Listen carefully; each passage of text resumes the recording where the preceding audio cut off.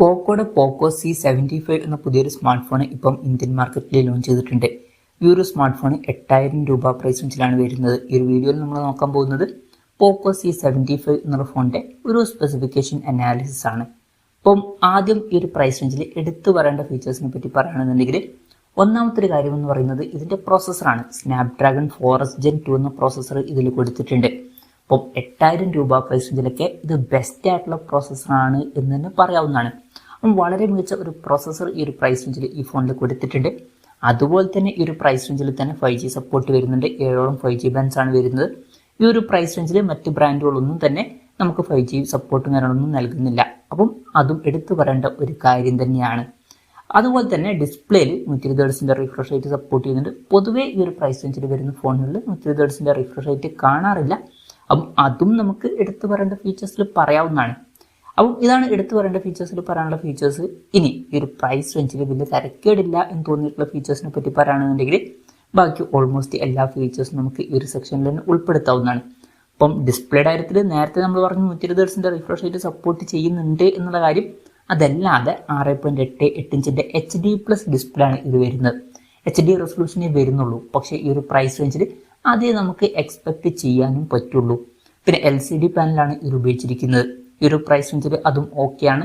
പിന്നെ water drop notch ഡിസൈനുള്ള നോച്ചേ വരുന്നുള്ളൂ. Punch hole design വരുന്നില്ല.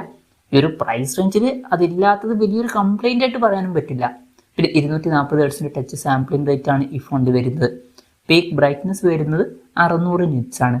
ഇപ്പോൾ ഡിസ്പ്ലേ ഫീച്ചേഴ്സ് മൊത്തത്തിൽ നോക്കുമ്പോൾ 120 Hz റിഫ്രഷ് റേറ്റ് ഉണ്ട് എന്നുള്ളത് ശരി തന്നെയാണ്. പക്ഷെ ഒരു പഞ്ചോൾ ഡിസൈനും കൂടി കൊടുത്തിരുന്നെങ്കിൽ കുറച്ചും കൂടി നന്നായേനെ. എന്നാലും മൊത്തത്തിൽ നോക്കുമ്പോൾ ഈ ഒരു പ്രൈസ് റേഞ്ചിൽ അത്യാവശ്യം തിരക്കില്ലാത്ത നല്ല ഡിസ്പ്ലേ ഫീച്ചേഴ്സ് വരുന്നുണ്ട് എന്നും പറയാവുന്നതാണ്. പിന്നെ side mounted finger print sensor ഇതിൽ വരുന്നുണ്ട്. ഫോണിന്റെ വെയിറ്റ് വരുന്നത് ഏകദേശം 205 gram ആണ്. തിക്നെസ് വരുന്നത് 8.22 mm ആണ്. പിന്നെ IP52 റേറ്റിംഗ് ഇതിൽ സപ്പോർട്ട് ചെയ്യുന്നുണ്ട്. അത് ഈ ഒരു പ്രൈസ് റേഞ്ചിൽ നല്ലൊരു കാര്യം തന്നെയാണ്. ഈ ഒരു പ്രൈസ് റേഞ്ചിൽ ഒരു IP റേറ്റിംഗ് ഒക്കെ ഇതിൽ വരുന്നുണ്ട്.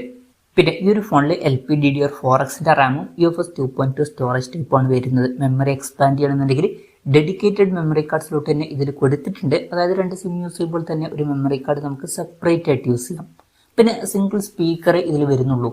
ഈ ഒരു പ്രൈസ് റേഞ്ചിൽ സ്റ്റീരിയോ സ്പീക്കേഴ്സ് ഇല്ലാത്തത് ഒരു പ്രശ്നമായിട്ട് പറയാനും പറ്റില്ല. സിംഗിൾ സ്പീക്കർ എന്നുള്ളത് ഓക്കെയാണ്. പിന്നെ 3.5 mm ഓഡിയോ ജാക്ക് ഈ ഫോണിൽ വരുന്നുണ്ട്. Android 14 ബേസ് ആയിട്ടുള്ള HyperOS സോഫ്റ്റ്വെയർ ആണ് ഈ ഫോണിൽ വരുന്നത്. പിന്നെ ഈ ഫോണിൽ 2 കൊല്ലത്തെ OS അപ്ഡേറ്റും 4 കൊല്ലത്തെ സെക്യൂരിറ്റി അപ്ഡേറ്റ്സും കാര്യങ്ങളൊക്കെ ലഭിക്കുന്നതായിരിക്കും. ഈ ഒരു പ്രൈസ് റേഞ്ചിൽ നല്ലൊരു കാര്യം തന്നെയാണ്. പിന്നെ ക്യാമറയുടെ കാര്യം പറയുകയാണെന്നുണ്ടെങ്കിൽ ഫോണിന്റെ പിന്നിൽ ഡ്യുവൽ ക്യാമറ സെറ്റപ്പാണ് കൊടുത്തിരിക്കുന്നത്. 50 മെഗാപിക്സലിന്റെ 1.8 അപ്പേഴ്സിൽ വരുന്ന മെയിൻ ക്യാമറ സെൻസറാണ് ഇതിൽ വരുന്നത്. ഇത് സോണിയുടെ സെൻസറാണ് എന്നാണ് പറഞ്ഞിട്ടുള്ളത്. കറക്റ്റ് സെൻസർ ഏതാണ് എന്നുള്ള കാര്യങ്ങൾ അറിയാൻ കഴിഞ്ഞിട്ടില്ല. പിന്നെ രണ്ടാമത് ഒരു സെൻസറും വരുന്നുണ്ട്. ഫ്രണ്ടിൽ 5 മെഗാപിക്സലിന്റെ 2.2 അപ്പേഴ്സിൽ വരുന്ന സെൽഫി ക്യാമറയും വരുന്നുണ്ട്. അപ്പോൾ തിരക്കില്ലാത്തൊരു ക്യാമറ സ്പെസിഫിക്കേഷൻ കൊടുത്തിട്ടുണ്ട് എന്ന് പറയാവുന്നതാണ്. ബാറ്ററിയുടെ കാര്യത്തിൽ 5160 mAh ബാറ്ററിയാണ് വരുന്നത്. പിന്നെ 18 വാട്ടിന്റെ ഫാസ്റ്റ് സപ്പോർട്ടൊക്കെ വരുന്നുണ്ട്. ഈ ഒരു പ്രൈസ് റേഞ്ചിൽ നല്ലൊരു ചാർജിങ് സ്പീഡൊക്കെ തന്നെയാണ് ഇത്. പിന്നെ Type-C ചാർജിംഗ് പോർട്ടും ഇതിൽ വരുന്നുണ്ട്. അപ്പം ഈ ഒരു പ്രൈസ് റേഞ്ച് വെച്ച് നോക്കുമ്പോൾ അത്യാവശ്യം നല്ലൊരു ബാറ്ററി സെറ്റപ്പും ഇതിൽ വരുന്നുണ്ട് എന്ന് പറയാവുന്നതാണ്. പിന്നെ ഈ ഒരു ഫോണിൽ 4 GB റാമും 64 GB ഇന്റേണലാണ് വരുന്നത്. അപ്പം ഇതൊക്കെയാണ് തിരക്കേടില്ലാത്ത ഫീച്ചേഴ്സിന്റെ ലിസ്റ്റിൽ പറയാനുള്ള കാര്യങ്ങൾ.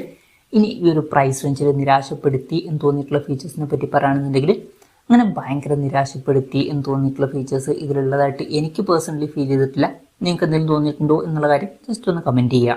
അപ്പം ഇതൊക്കെയാണ് മൊത്തത്തിൽ ഫീച്ചേഴ്സ്. ഇനി വിലയുടെ കാര്യത്തിലോട്ട് വരികയാണെന്നുണ്ടെങ്കിൽ 4 GB റാം 64 GB ഇന്റേണൽ വെർഷൻ്റെ വില വരുന്നത് 7999 രൂപയാണ്. ഡിസംബർ 19 മുതലാണ് ഫോണിൻ്റെ സെയിലും കാര്യങ്ങളൊക്കെ സ്റ്റാർട്ട് ചെയ്യുന്നത്. ഫ്ലിപ്കാർട്ട് വഴിയാണ് ഫോണിൻ്റെ സെയിൽ നടക്കുന്നത്. എന്തായാലും ഓവറോൾ നോക്കുകയാണെന്നുണ്ടെങ്കിൽ 8000 രൂപ പ്രൈസ് റേഞ്ചിൽ ഈ ഒരു ഫോണിൽ അത്യാവശ്യം നല്ല ഫീച്ചേഴ്സ് ഒക്കെ വരുന്നുണ്ട് എന്ന് പറയാവുന്നതാണ്. ഇപ്പോൾ 5G സപ്പോർട്ട് എടുത്തു പറയേണ്ട കാര്യമാണ്. അതുപോലെ തന്നെ നല്ലൊരു പ്രോസസ്സറും വരുന്നുണ്ട്. പിന്നെ തിരക്കേടില്ലാത്ത ഡിസ്പ്ലേ ഫീച്ചേഴ്സും തിരക്കേടില്ലാത്ത ക്യാമറ സ്പെസിഫിക്കേഷനും അത്യാവശ്യം നല്ലൊരു ബാറ്ററി സെറ്റപ്പ് ഒക്കെ വരുന്നുണ്ട്. മൊത്തത്തിൽ നോക്കുമ്പോൾ ഇത് അത്യാവശ്യം നല്ല ഫോണാണ് എന്ന് പറയാവുന്നതാണ്. ഇപ്പം ഈ ഒരു പ്രൈസ് റേഞ്ചിൽ നിങ്ങൾക്ക് ഒരു 5G ഫോൺ വേണമെന്നുണ്ടെങ്കിൽ കാര്യമായിട്ട് ഈ ഒരു ഫോണൊക്കെ ഇപ്പം ഓപ്ഷനിലുള്ളൂ. അപ്പം എൻ്റെ ഒരു അഭിപ്രായത്തിൽ നിങ്ങൾ കുറഞ്ഞ പ്രൈസ് റേഞ്ചിൽ ഒരു 5G ഫോൺ നോക്കുകയാണെന്നുണ്ടെങ്കിൽ ഈ ഒരു ഫോൺ തീർച്ചയായിട്ടും കൺസിഡർ ചെയ്യാൻ പറ്റിയിട്ടുള്ള ഒരു ഓപ്ഷൻ തന്നെയായിരിക്കും. അപ്പം അതാണ് ഈ ഒരു ഫോണിനെ പറ്റിയിട്ടുള്ള എൻ്റെ ഒരു അഭിപ്രായം. ഈ ഒരു ഫോണിനെ പറ്റിയിട്ടുള്ള നിങ്ങളുടെ അഭിപ്രായം ജസ്റ്റ് ഒന്ന് കമൻറ്റ് ചെയ്യുക.